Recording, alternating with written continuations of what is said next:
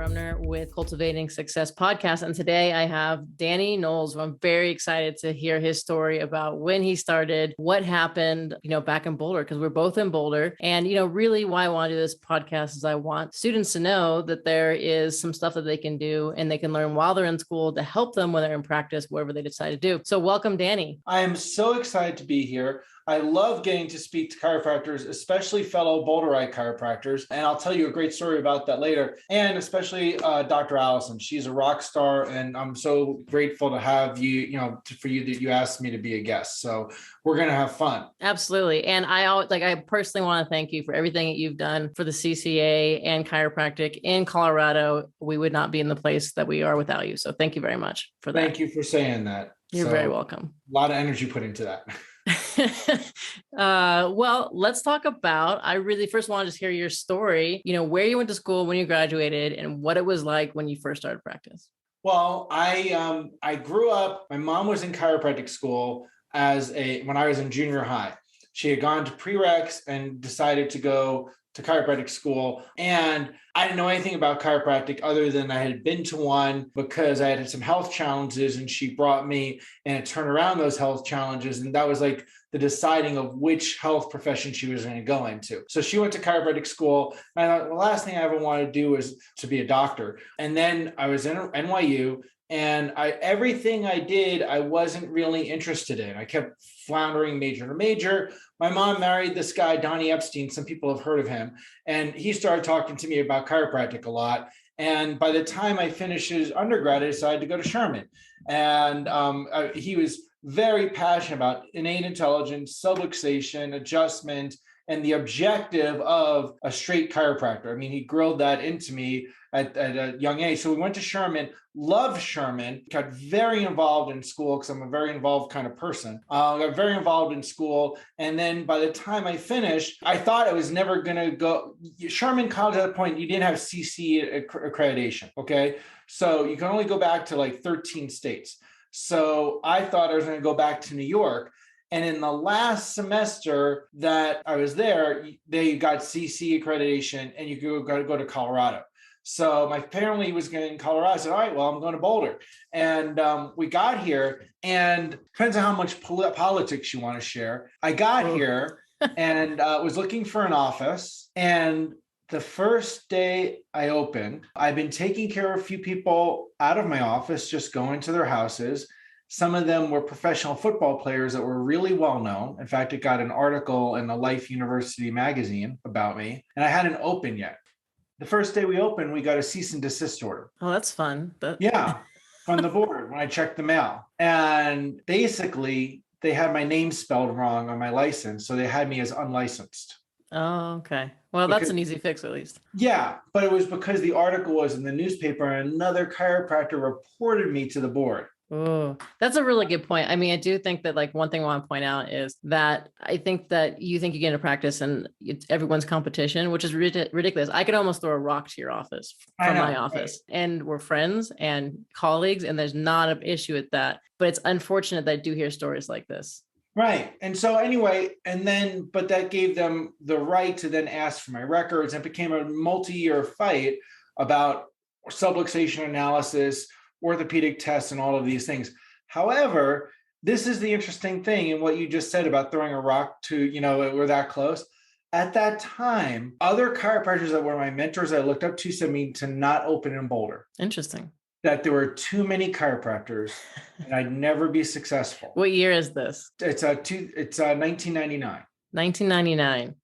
I mean, to this day, right? How many chiropractors do you think are in Boulder today? I think it's 100 in Boulder. 100 in Boulder. Yeah. And 100,000 people. 100,000 people. Right. Exactly. Yeah. That's crazy. Distorted. So, but I said, you know what? This is where I want to live. Reggie Gold, he would come to Sherman all the time. And he said to me, like somebody asked, where should we practice? He said, where you want to live, where you want to set roots, because you don't want to keep changing your office. I said, I want to live in Boulder and I'll open. And I said, well, I'm going to prove everybody wrong. And I just went, full tilt for practice.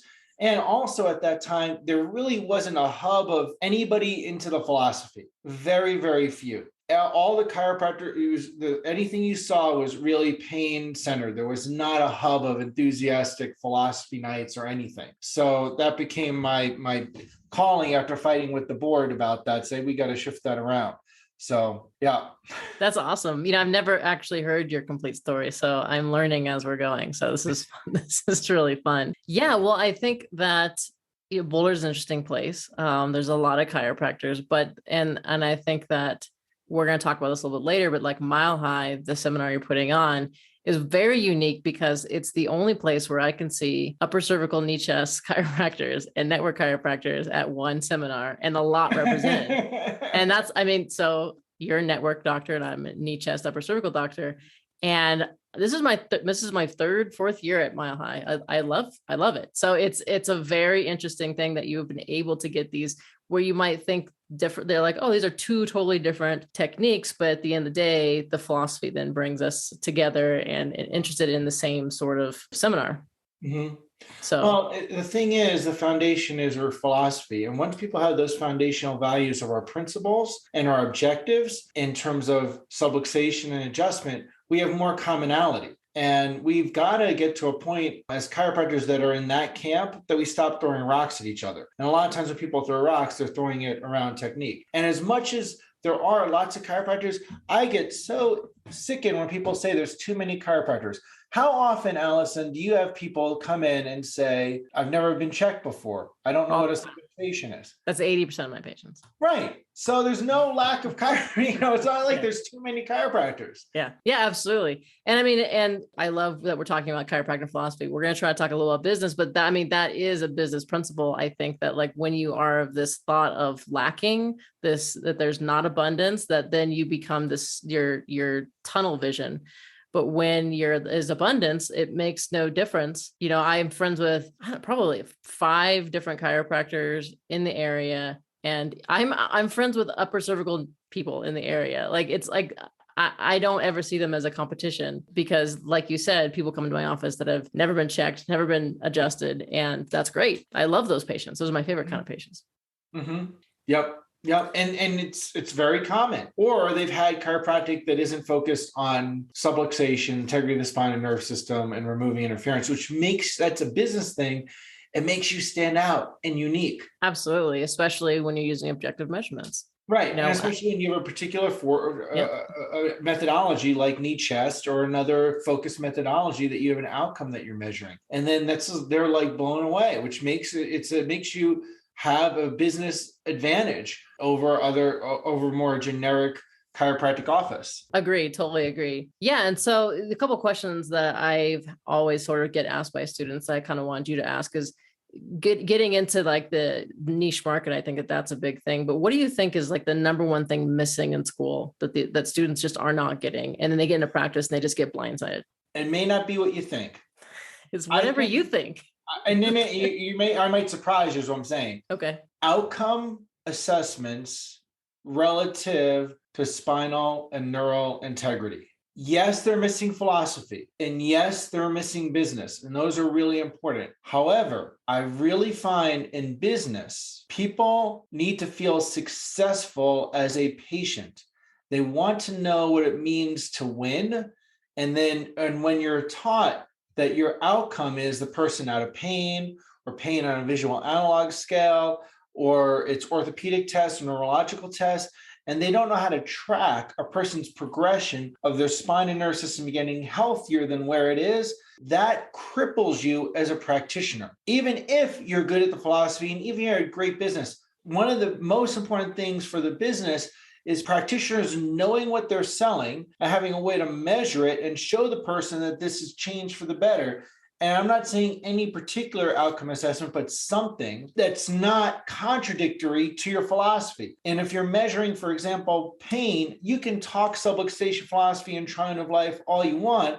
But if your outcome's pain, that incongruence is going to be a problem. Or if your outcome is orthoneuro test and that's all you learned, right? But reassessing something that you can tell the person their nerve system is clear, not clear, it's getting healthier, there's reduction of subluxation, your nerve system is more coherent. That is vital. And that's completely missing from education. And I think it cripples people in terms of business. I agree. And I just gave a talk at Palmer about how actually now more than ever, due to COVID, people want a test, and they want a test to show them that they don't have something, right? So people understand I can be asymptomatic and I can be sick. I could show symptoms, but I don't actually have a disease, right? And so now more than ever, if you are a chiropractor who's using objective measurements and outcome, that makes total sense to the general public, and they want that. Right. And you're right, because most people, just for example, in my office use thermography, we were talking about thermography, and most of the kids were like, it's never even touched on in school. Right. They know what it is. And I use thermography too. And there's other outcomes, and there's lots of outcomes you can use, even if you don't use the ones that you use and I use. But having something a person can see and relate to, especially in a day and age where people's lives are focused around these things, you know, he's holding a phone for the audio. Right. So especially when they're holding, they're used to looking at computers and phones, you have something you can show them. Then their only relationship is going to be, did they hear a pop and did they feel better? That's going to be the only thing for success. And you'll be working against, it's harder. You're pushing the rock uphill more, pushing the cart uphill and fighting that if you don't have something that they can relate to. And that's objective and that you can measure. And by the way, guess what? It makes you a better doctor too, because when those things don't change, it's not necessarily easy to get a thermal reading to change. When they don't change, it can be very frustrating, but it helps you become better, because that's how you become a better adjuster and know when the person's improving or not, Yeah, absolutely. And you can charge a whole heck of a lot more than just racking. You just crack somebody and they feel better. To them, that's worth $20, $30, $40, whatever. And if you have an objective measurement and you're a specialist and you've worked really hard to make those changes, then you can also demand a higher price for that. Right. Yep. Very good point. Well, what can students do that are in school right now to kind of bridge that gap between when they're in school and when they get out into practice? Well, I'll tell you something. And I wish I said this. I'm quoting someone else, which is Christopher Kent, very well-known chiropractor in our profession, especially in terms of science and research. But he was talking with me. He was on the Sherman board with me at the time, and we were talking in an IFCO meeting to students at Sherman. And someone asked that exact question, and he gave a brilliant answer, and I've now answered many times, which is that he said, go to as many seminars as you can. Yeah. He said, go to as many programs, because when you're a student, they're a quarter of the price of when you're a doctor. And you think, I don't need to do that till I'm a doctor. No, you take whatever you can, what you can learn from business, from technique, from philosophy, whatever you can get to. I did that as a student, and it was like, oh, the program's $50 instead of $600. Do that, right? Find a way to sleep in your car. I slept in vans at programs. I had a van, it's like, or sleep in someone's floor and get to things. And so you can grow as a chiropractor. Yeah. And not only are you going to get the information that they're getting, but you're going to meet other doctors and other students that are, the other students that you meet are going to be other students that are like fired up and turned on. And those are going to kind of colleagues later in life that hopefully you see each other succeed and support each other. And you're going to meet other docs that maybe it could lead to an internship or a preceptorship or maybe an associateship or a mentorship or something else, because how else are you going to meet these people if you're not going to where they're at? Exactly. Yep. And those connections actually become some of the people that you become best friends with later on in life. Yeah. And when things get hard, it's nice to have someone who understands the struggles you're going through. Because, other people, because, I tell this to chiropractic students is I was like, you guys are all weirdos. And when you get back into real life, there's not weirdos anymore. So trying to make those connections and having them so you have other weirdos around you is helpful, I would say, when it gets hard, because it's going to get hard in practice at some point.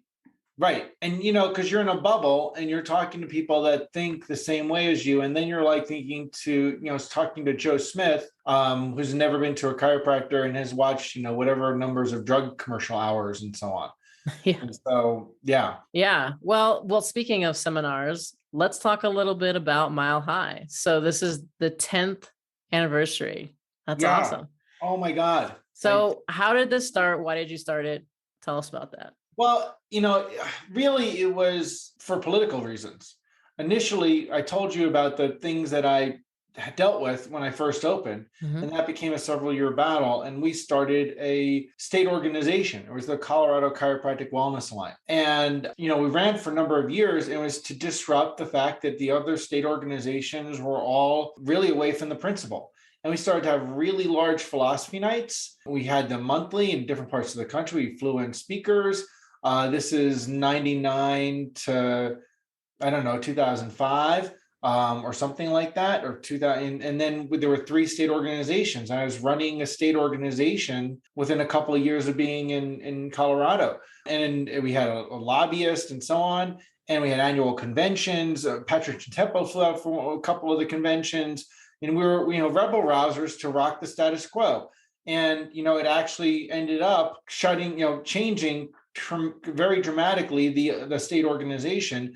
And then after we made significant shifts in that, we decided that we wanted to do this Mile High annual program and also Mile High philosophy nights. And so to help continue to strengthen chiropractors, but separate from the state organization, so that the content could be very, very focused, and I can make sure it was consistent for a particular area of chiropractic versus the state organization representing all chiropractors in the state. Yeah. And well, let me ask you this. Has it always been a theme? Because it's the Matrix this year. When did you start doing that? We started having that the third year. Okay. The third year, because it was Mile High 3. Mhm. And, I was like, what do you think of with 3? And there was people were so far from chiropractic. And we said, it's a return to the principles. I was like, oh, Return of the Jedi, so it was return of the chiropractor was that. And then after that, it was a theme every year. 4 became when you think of 4, the first thing I think of is Led Zeppelin 4.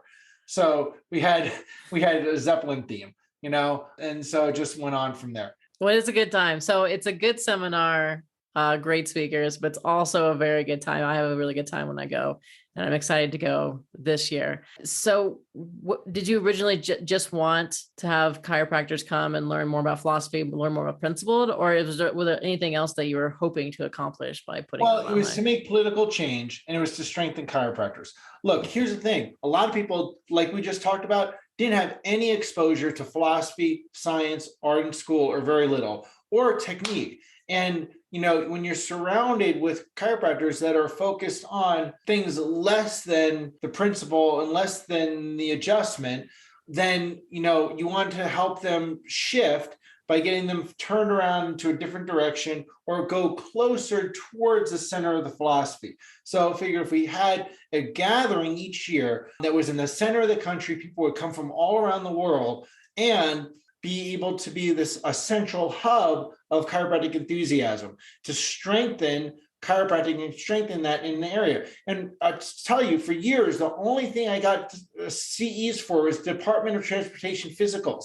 And elbows and knees, not that there's any, like all kinds of things that were not adjustment of subluxation. I said, well, what if we had a CE program that you actually wanted to attend to, and you came better as a chiropractor, and that was your focus. And so it was that. And then the thing was, I said, East Coast, West Coast were known from some anchor programs that are there, but that wasn't in the center of the country. Chiropractic is from the center of the country. Iowa, Wisconsin, some of the most historic chiropractors in those area. And Colorado, also Boulder. I don't know if you know this, Stevenson lived in Boulder for a while. I did not know that. Yeah. So it was and Spears Chiropractic Hospital was here. It was the only chiropractic hospital, that ever existed. The D.D. Palmer building was in Denver. Incredible historical thing. I was like, we had a rich chiropractic history, and there wasn't something based on the principle in the center of the country. I said, well, it's time for a renaissance. It's time for a rebirth, and we get out of the dark ages of allopathy and get into the principle of chiropractic. It's time that chiropractic gets out of focusing on diagnosing and treating and focuses on life and enhancing life. And what we do as chiropractors, not, medicine's the focus of disease. and fear and treating conditions and finding why a person's dying as compared to focusing on life, trust, healing, optimization, increasing adaptability, increasing wellness through the gateway of the nerve system being at its best. So I want that to be something that you hear like a ripple from the center of the country, from high altitude outwards. So it makes a shift vibrationally and, through the profession. By the way, we also happen to have something else kind of big, not too far from us, right? Which is the NBCE and the FCLB, the National Board of Chiropractic Examiners and the Federation of Chiropractic Licensing Boards. So I'd rather be in their backyard saying, hey, we've got this profession that has these principles, and you kind of you guys have a stranglehold on the profession, and we're not going away. Yeah, I love it. And so if you are wondering the energy level of Mile High, it's Danny's all the time. It's 9:00 at night right now, because this is the only time that he had time to do this podcast. And he worked all day, and it's like you just woke up, man. Like, you're just so fired up. That's so fun. It's funny. I went into the office and I was checking people, and someone said, "You're like the Energizer Bunny," one of our practice members. So look, rise up your vibration and rise up to Mile High. Easy to remember, riseup-to-milehigh.com. But we've got to get chiropractic to the altitude of its principle. And it's not getting the reach that we have. We've downplayed it instead of showing from the mountaintop what it is and who we are. Yeah. And so, I mean, I'm very grateful that for me, it's like down the street from my house. So that's really easy. But like, I'm super stoked. And another thing, the reason why I wanted to have you on today, and the reason that I started this podcast is that I really care about chiropractic students. And I know that you do, because you keep the price very low for students. Because the thing is, if we're going to go anywhere with this profession, we have to help students be successful. Right. And otherwise it's just forget about it. So if you're a student, so first thing I want to say is I have a free ticket to Mile High. Oh, cool. I bought a student ticket. So if you're listening to this, if you want that ticket, all I want you to do is email me and tell me what you're doing right now in school that's business oriented to help you. And 2, why you want to go to Mile High. That's it. Email me, boulderatlaschiropractic@gmail.com, and I will give you a ticket, and you can hear Danny all fired up. he's fired up right now, but I guarantee you it's even better when he's on stage. He's all hyped up. So I'm excited to give this ticket away. I'm hosting 3 students at my house. Like you, I really love being around students, and I do want to help support the students. And I got to tell you, I want to acknowledge you for that. Students are the future of chiropractic. Absolutely. There's all this BS about, chiropractors eat their young and that kind of stuff. Students are the future of the profession. And if we do not nurture their understanding of the philosophy, science, and art, the profession already looks far different than it did in the 1920s. And it's going to be even further if we don't turn the tide. And people like you changing, once on this podcast, going to things like different chiropractic schools and talk to people about philosophy and wanting to be successful in business, supporting them by having, putting them up. That's phenomenal. And hats off to you to do that. We need more people. We need more people doing that, throughout the country. Thank you. I appreciate that. Students are fun to be around. So I will say that what I get from students typically is their awesome energy. And I'm sure that you know that, because after a while you're in practice and you're just kind of like, oh, I'm in practice. Everything is going great. That's great. But then these students are like, they're just so fired up. And then they ask questions. Sometimes their questions are so off the wall ridiculous. It just like cracks me up. But then sometimes they'll ask a question. I'm like, oh, that's a good question. I don't know. Let me think about that for a second. And it like changes perspective. So I think you're going to have a lot of students there at Mile High this year. Usually there are, and I'm hoping there are again. We put a lot of energy into having student leaders on campuses that spread the word, because students need to do this. What I said, go to as many chiropractic programs as you can. I did that as a student, and it did serve me well. And I highly recommend people do that. Okay.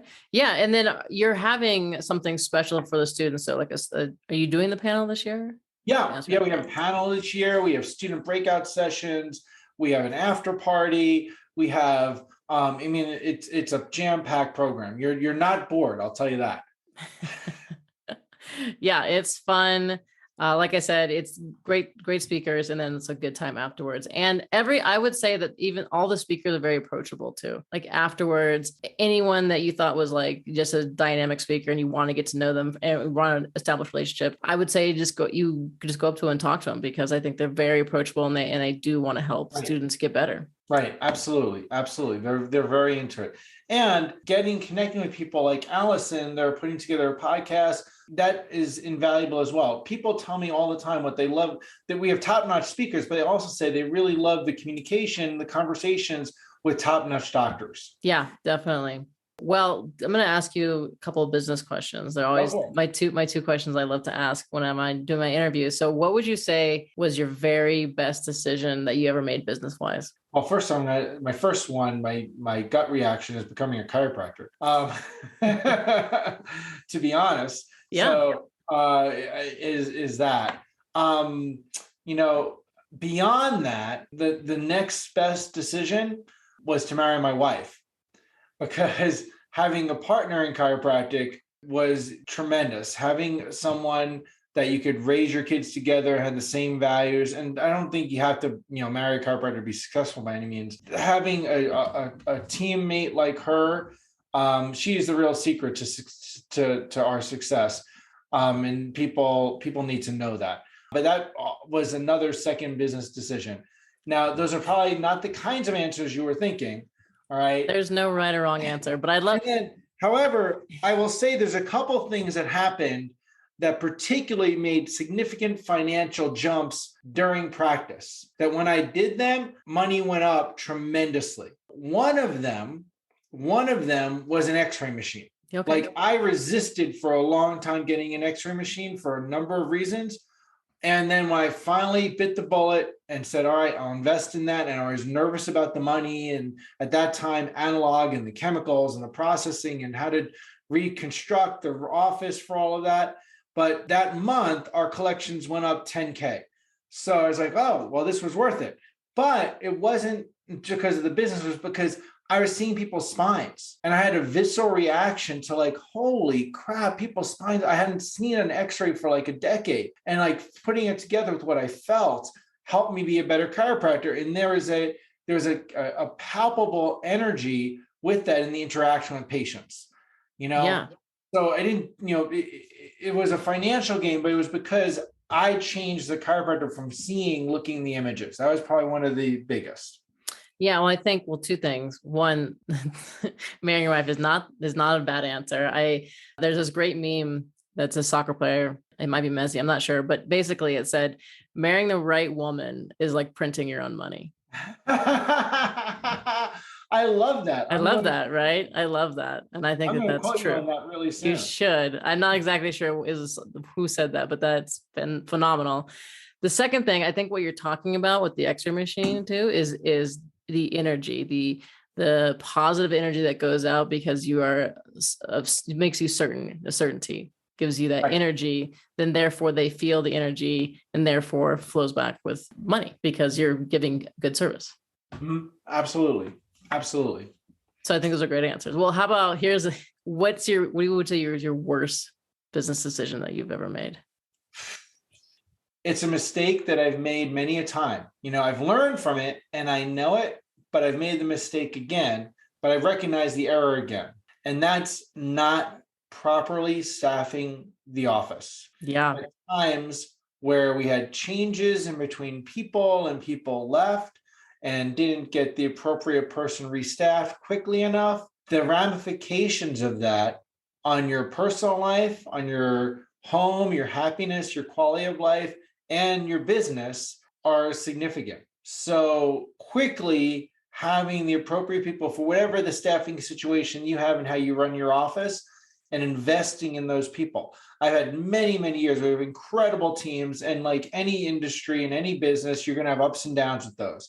And any time that we were having downturns that were beyond, like we couldn't figure out, we didn't have the appropriate team or the wrong team member out of, or didn't replace the person quick enough, and everybody is stressed. It's just that would be the word, is not properly staffing your team, your office relative to what you need, or not replacing people. Yeah, definitely. I mean, your office has a certain energy, and if that energy is not matched correctly, or you're understaffed, like that's gonna, it just is very hard to see people and have a flow when it's not right. Either the wrong Right. person, like you said, or understaffed. Right. Exactly. So super, super important. Okay. Well, I like to keep these podcasts kind of short, but is there anything else that you want to talk about or tell the students that they should know? Yeah. What I would say is to make sure you're living a life worthy of the calling that you receive. You have the most powerful healing art in your hands that I know of on the planet. And if you're not making a living at it, there's something wrong, and look at you rather than chiropractic and look at how you can grow. And don't be afraid to be successful and to make money. There's not something bad about making money or bad about being successful. It's a measure how much impact you have. And at times people are have a lot of issues around money and success, and that can work against you. So those would be the things that I'd say are super important. You have an incredible calling. You should be giving abundantly in your service. And with that, the receiving will always be inevitable as long as you're clean in terms of your integrity, your intent, your heart of how you give and serve, and then create a structure relative to your office that fuels that. Awesome. Yeah, I love that. And I think that the abundance will come, and yeah, there's nothing wrong with making money. And if you just are happy and living the life you want to live, then that will come. Any favorite Right. books? Any favorite books to work on that mindset? That's a really good question. I just have this book in my hands the other day. The Greatest Salesman in the World, The Greatest Salesman in the World. Og Mandino. Great Okay. book to read. Okay. I actually haven't read that, so Yeah. I might go check that out. Yeah. We just bought a bunch of them and gave them to our Lifetime Wellness Practice members. And yeah, that's a great one. Very cool. All right. Well, Danny, thank you so much for coming on. And it's it's getting late for you. So thanks for at the end of your day still having all the energy that you come with always. I don't think I've ever seen you come with low energy. So I always appreciate that. And I appreciate everything that you do. I'm grateful for you doing this. And look, we've got to help more students save more lives. That sounds great. I'm with you. Well, thanks guys for listening today.